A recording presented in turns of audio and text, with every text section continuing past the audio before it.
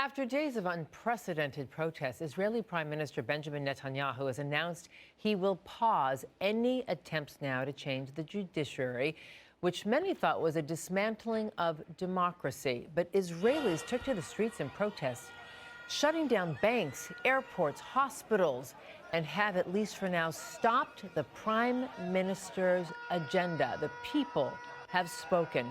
Joining us now to discuss is Caroline Heldman, professor of critical theory and social justice at Occidental College. Good morning, Caroline. Good morning, Giselle. Boy, those images out of Israel are just stunning. The Israeli people have spoken, mass protests erupting after Prime Minister Benjamin Netanyahu basically attempted to fire his defense chief and overhaul the judiciary to protect himself from being removed from office. How unprecedented, how significant? Well, it's definitely an unprecedented move, and the protests, the volume of the protests and the months that they have been going on certainly will put this in the history books. We have seen other protests in Israel, for example, a decade ago around living wages, but nothing around democracy and nothing of this scope and size.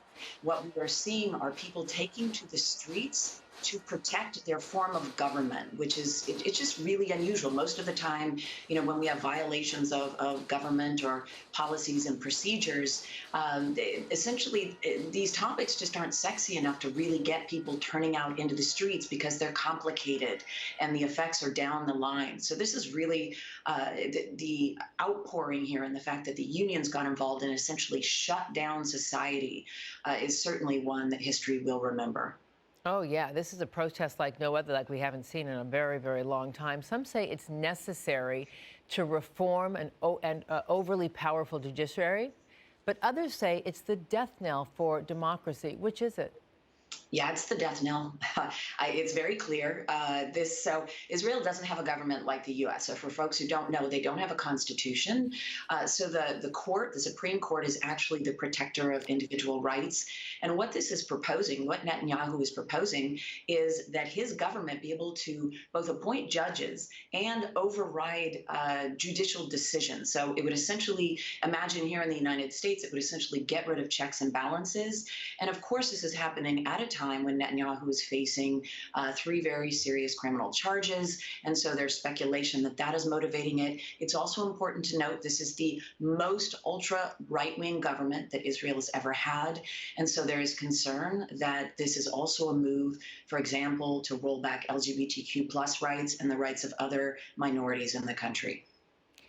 Is what's taking place in Israel, Caroline, in any way comparable to anything we're seeing in our own country?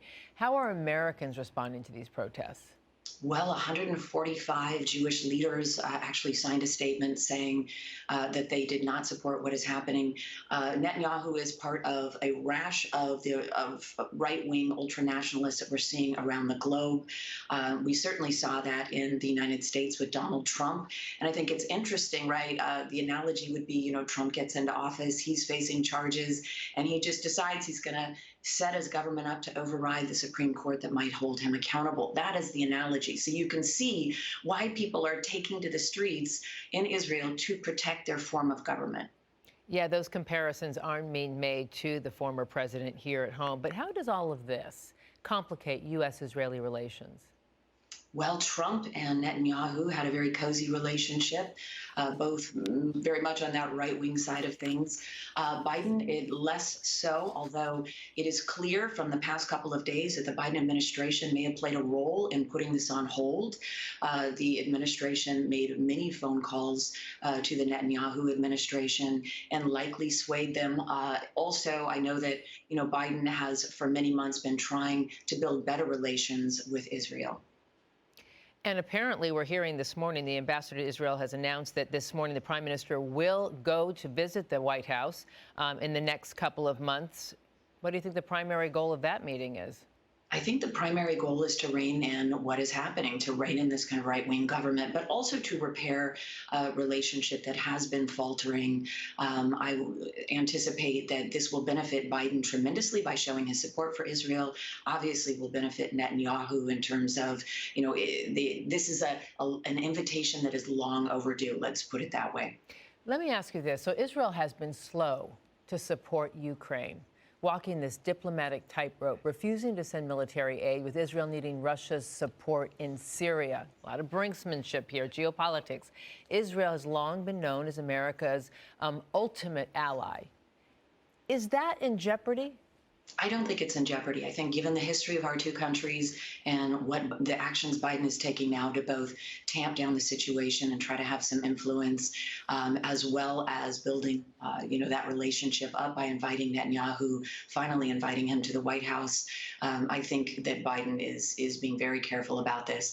And also, I think it's important to note this has only been put on hold. It could come up again. In fact, I would imagine that the Netanyahu administration is waiting for the protest to die down and think that they can put this through at the end of April. So it's really anyone's guess as to whether or not protests will continue.